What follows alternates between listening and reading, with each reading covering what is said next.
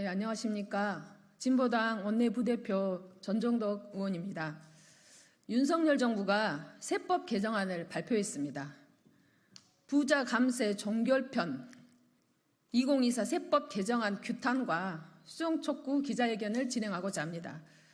오늘 기자회견은 경제정의 실천 시민연합, 민변복지재정위원회, 민주노총, 참여연대, 한국노총, 한국중소상인 자영업자 총연합회, 진보당 윤종호, 정혜경, 전정덕 의원실이 공동 주최합니다. 오늘 기자회견 순서는 제가 모두 발언을 하고 민주노총, 경실련, 참여연대, 민변 순으로 발언을 이어가도록 하겠습니다. 별도 기자회견문은 없고 이후 보도자료를 배포하도록 하겠습니다. 참고해 주시면 감사하겠습니다. 이번 2024 세법 개정안은 상속세에 대한 전면 완화와 금융투자소득세 폐지 등을 주요 내용으로 개정안이 9월 정기국회에 제출될 예정입니다. 나라 고가는 거덜내고 상위 1% 초부자 금고만 채우는 세법 개정안 반대합니다. 불로소득에 세금을 부과해 부의 대물림을 막기 위해 만들었던 상속세는 최고세율 10%를 인하하고 최대 주주 보유 주식에 대한 20% 할증 평가와 가업 상속 공제 확대, 주주 환원 촉진 세제 신설, 가상자산 과세를 유예했고 아직 시작도 않은 금융투자소득세 폐지하는 등의 내용으로 세법 개정 혜택이 모두 소득 상위 1% 재벌들에게 쏠립니다. 중산층의 세부담을 완화를 위해서 개정한다고 하더니 정작 서민과 중산층까지 광범위하게 영향을 주는 소득세는 거의 손을 대지 않았습니다. 치솟는 물가와 무관하게 15년째 그대로입니다.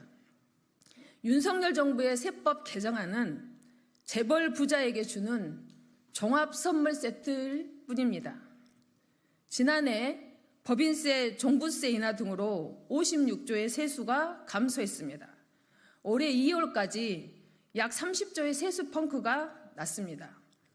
상속세 전면 완화로 5년간 18조 원 감소가 예상됩니다.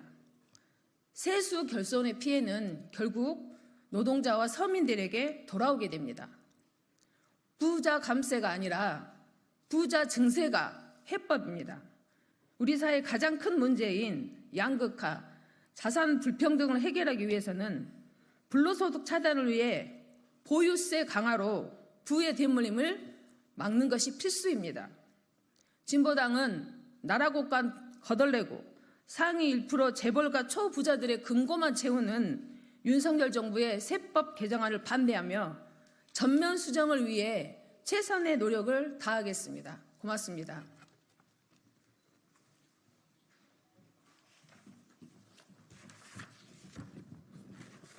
예, 민주노총 부위원장 이양수입니다. 윤석열 정부는 최저임금을 지난번 최저임금위원회 심의를 통해서 내년 최저임금을 1.7% 인상을 했습니다. 그런 윤석열 정부가 부자와 재벌들에게는 감세의 선물을 안겨주고 있습니다. 정말로 분노하고 개탄스러운 일이 아닐 수 없습니다. 이미 60조의 세수가 작년에 펑크가 났다고 합니다. 이렇게 재벌과 부자들에게 깎아준 월급은 결국 두 가지의 방향으로 나타날 수밖에 없다고 생각을 합니다. 하나는 서민들의 주머니를 쥐어짜서 서민들의 세금을 높이고 서민들에게 모든 부담을 가중시키거나, 또 하나는 부족한 세수로 인해서 국가에서나 지방정부에서 하는 사업들이 축소되는 현상이 벌어질 걸로 생각하고 있습니다. 그 무엇이 되든 간에 우리 노동자 서민들에겐 재앙과 같은 결과입니다. 벌써 지금도 각종 지자체에서는 돌봄이라든지 공공 영역의 사업들을 축소하기 시작했습니다. 다 세수 부족을 이유로 들고 있습니다. 노동자들에게는 일방적인 임금 저하를 사용자들이 요구하고 있습니다. 이런 현상이 모두 다 윤석열 정권의 가진 자들을 중심으로 한 재벌 중심의 정책 때문이라고 생각합니다. 민주노총은 이러한 사회가 바뀌지 않는다면 노동자들의 삶, 서민들의 삶은 나아지지 않을 거라고 생각하고 있습니다. 그래서 이 땅의 모든 월급 받는 노동자들, 서민들과 함께 윤석열 정권의 퇴진을 위해서 싸워나가고 있습니다. 앞으로도 윤석열 정권의 이러한 잘못된 정책에 맞서 민주노총은 열심히 싸워나가도록 하겠습니다. 고맙습니다.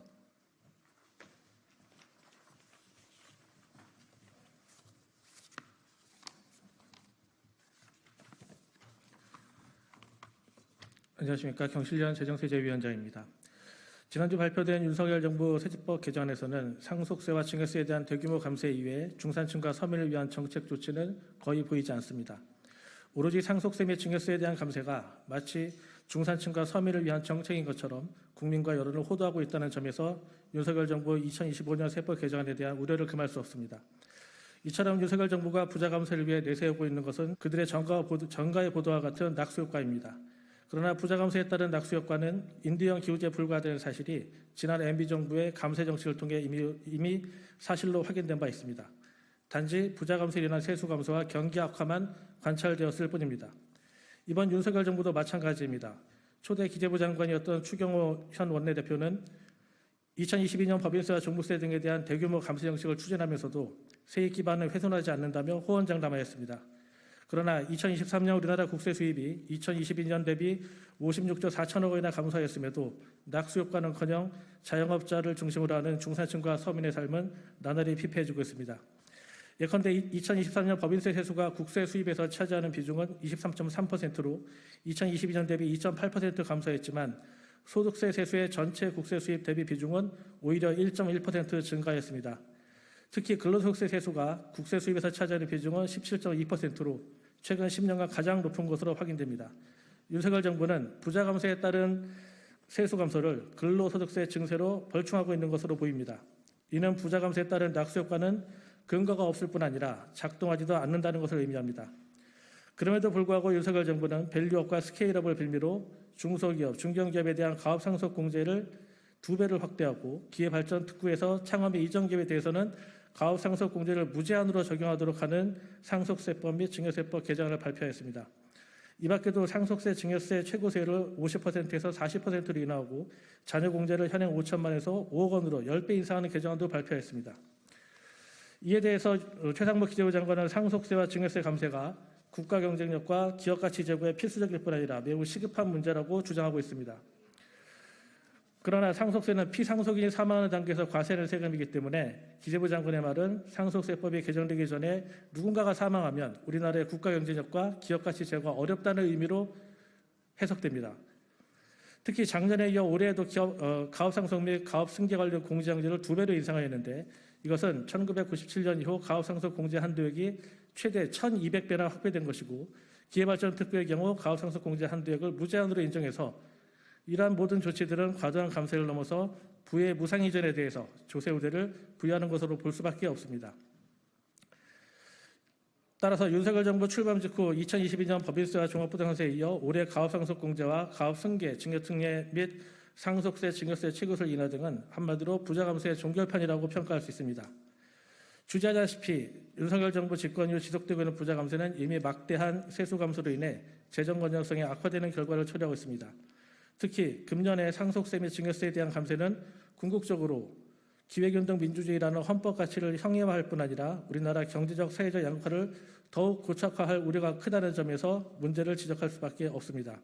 그러므로 윤석열 정부는 재벌 대기업과 대자산가 및 고소득자 중심의 일방적이고 사회적 합의가 결여된 감세 정책을 즉시 폐기하고 경제적 사회 불평등과 양극화 해소를 통해 공평하고 지속 가능한 성장을 달성할 수 있도록 중장기 조세 정책 방향을 새로이 마련할 것을 강력히 촉구합니다. 이상입니다.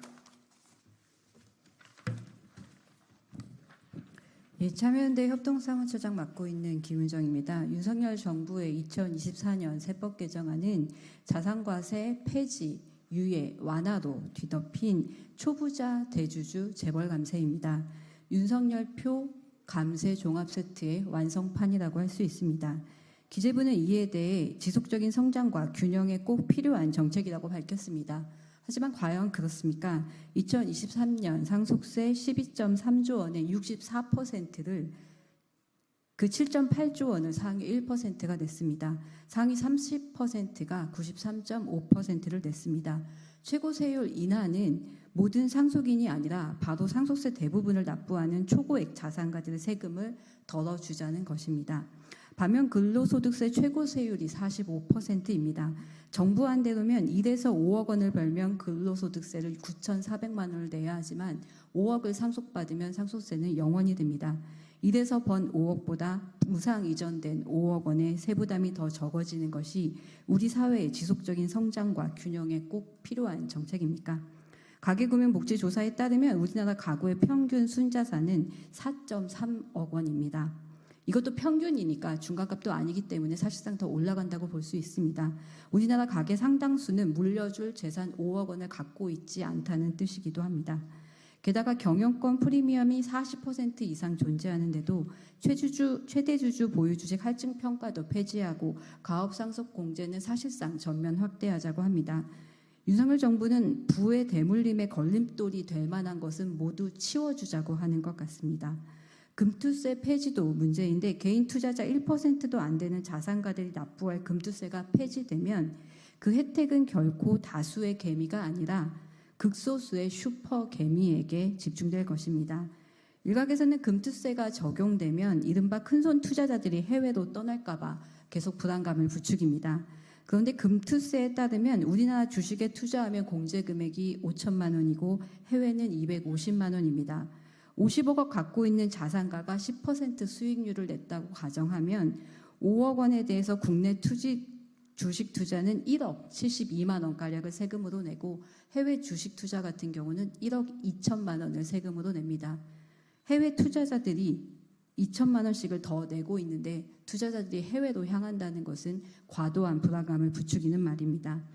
그런 반면 정부는 매출액 5억 원 초과 소매업, 음식점업 등 사업자에 대한 신용카드 부가가치 세액 공제를 현행 1.3%에서 0.65%로 하향 조정한다고 합니다. GS 편의점의 2022년 평균 매출액이 6억 원입니다. 자진자들에게는 선심 팍팍 쓴 정부가 폐업 위기와 지금 가계부채에 신음하고 있는 자영업자들에 대한 공제를 축소하게 했다고 합니다. 정부가 이번 세법 개정안 내놓으면서 목표 중에 하나가 민생안전 지원이었습니다. 이것이 얼마나 기만적인지를 보여주는 대목이라고 할 수 있습니다. 참여연대는 정부가 2년 연속 세수 결손을 공식화하고도 막무가내 식으로 내놓고 있는 이러한 부자 감세에 규탄합니다. 정부는 해묵은 낙수 효과에 기대어 가진 자들에 대한 세부담 완화에만 열을 올리고 있습니다. 이러한 정부의 행보를 국회가 이번에는 반드시 막아야 할 것입니다. 윤석열 정부의 감세 완결판을 막고 진정한 역동적 성장과 민생안전 지원을 위한 세수 확충 방안을 마련할 것을 촉구합니다. 감사합니다.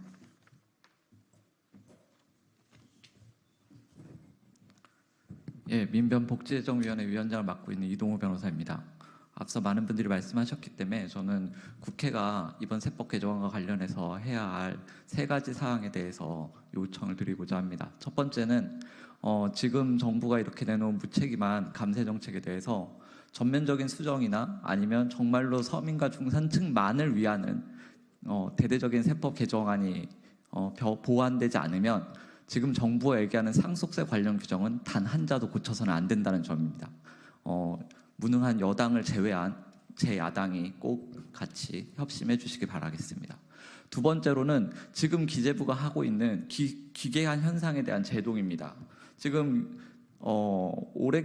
벌써 꽤 됐는데 기재부는 세법 개정안을 제시를 하면서 얼마나 세수가 감소하냐에 대해서 상식적으로 받아들이기 힘든 순액법이라는 기준으로 계속해서 세수 감소폭을 축소해서 국민들의 눈과 귀를 가리고 있습니다.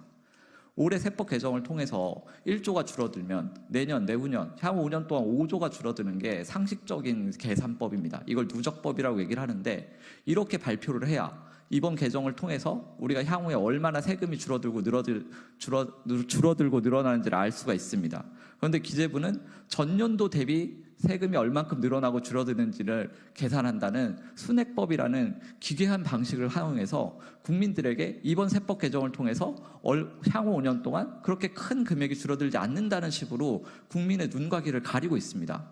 이러한 행위가 몇 년째 계속해서 반복되고 있습니다.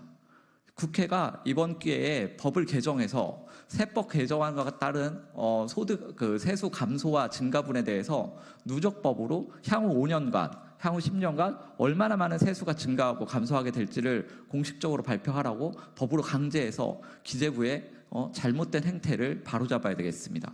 세 번째로는 지금의 현행 헌법이 정부의 이런 오만 방자하고 무책임한 태도를 유지시키는 근거가 되고 있습니다. 예산안을 제출해도 정부의 동의 없이는 증액을 할 수 없다는 점을 기화로 해서 개별 의원실들의 지역 예산이나 이런 것들 빌미로 해서 기재부가 국회에 사실상 우위적인 권력을 점하고 국회가 가진 예산안 심의권이 지대하게 훼손되는 지금의 현행 헌법 체제를 바꿔야만 무책임하고 무능한 정부가 자신들의 반성 없이 이렇게 뻔뻔한 세수 개정안을 내미는 지금의 행태를 바로잡을 수가 있습니다. 차제의 국회가 여러 가지 이유들이 많지만 헌법에 정부의 동의 없이 증세할 수 없다는 그 규정을 포함한 헌법 개정에 본격적으로 진지하게 착수해 주시길 요청드립니다. 이상입니다. 네, 세법 개정안은 이제 국회에 올라오게 될 겁니다. 국회에 올라오게 되면 국회 제1당인 민주당 입장이 대단히 중요합니다. 그동안 민주당은 부자감세에 있어서 특히 종부세든 상속세든 금투세든 입장과 관련한 명확한 입장을 내지 않고 각 의원들마다 다른 입장을 내고 있습니다. 민주당은 윤석열 정부의 부자감세에 대한 공식적이고 명확한 입장을 내주실 것을 요청드립니다. 더불어 윤석열 정권은 이렇게 부자 감세로 우리 국민들에게 고통을 줄 것이 아니라 부자 감세를 철회하고 서민 복지를 확대하는 대책을 내놓을 것을 촉구합니다. 네, 이상으로 기자회견을 모두 마치도록 하겠습니다. 고맙습니다.